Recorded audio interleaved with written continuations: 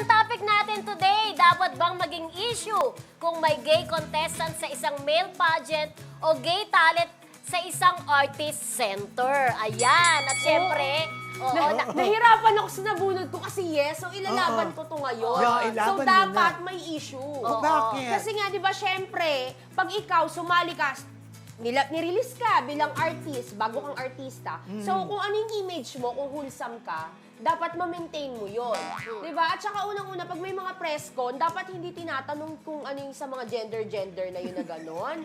Oo, kasi syempre, di ba, parang ang dating kasi ng discrimination na yun eh. So para sa akin talaga, hindi na dapat maging issue. Ay, dapat maging issue. Ay, so dapat maging issue yun. Pinubo ako na. Diba?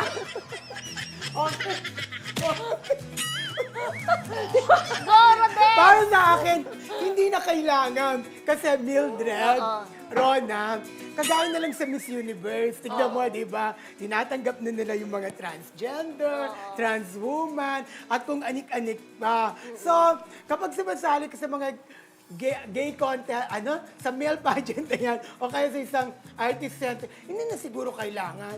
Bigyan natin ng pagkakataon ang iba't ibang lahi. Kaya nasa ikaw unang lahi, ikalawang lahi, ikatlong lahi, pagbigyan natin. So dapat maging transparent sila, ganon.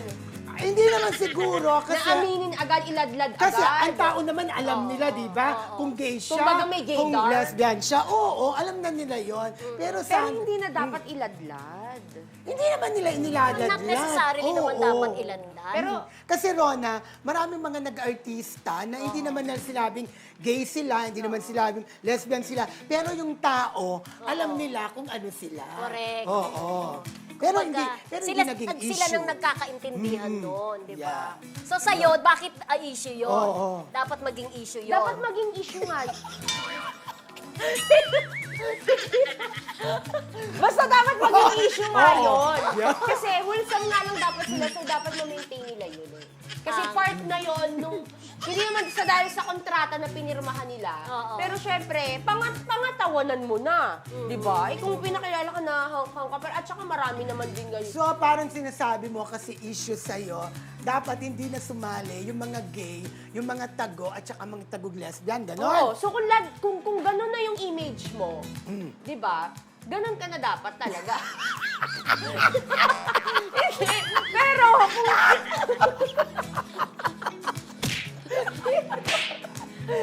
Pero alam mo, Basta ang issue talaga, Oh. yes ang napili ko.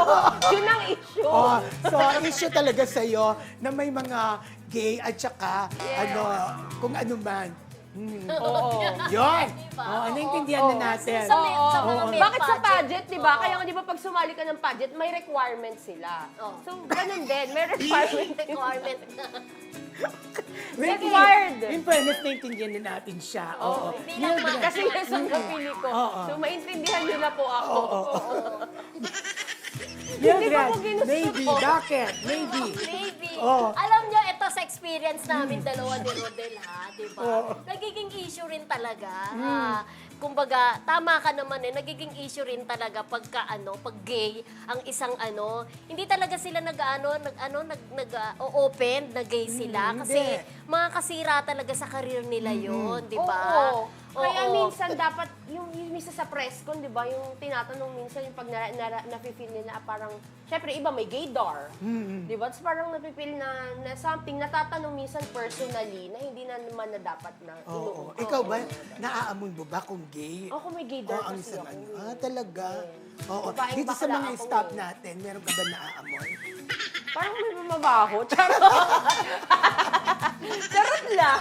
Pero alam mo, Rodel, tatanungin ko kasi hindi ko parang blind item ang dating nito. Parang issue ba to? Kasi sa marami naman nag-launch lately ng mga bagong talent nila. Parang may hinahanap lang ako na isang talent na parang admittedly ay may siya, bi, pero parang bigla siyang nawala sa mga ilo-launch. It has something to do kaya dun sa kanyang pag-amin? Hindi, actually busy siya dun sa isang event niya. Ay, ganon? Oo, ganun. Yun lang ang dahilan? Oo, busy siya. And in fact, nanalo siya ng title. Ah, okay. Yun. Okay. Okay. Yun.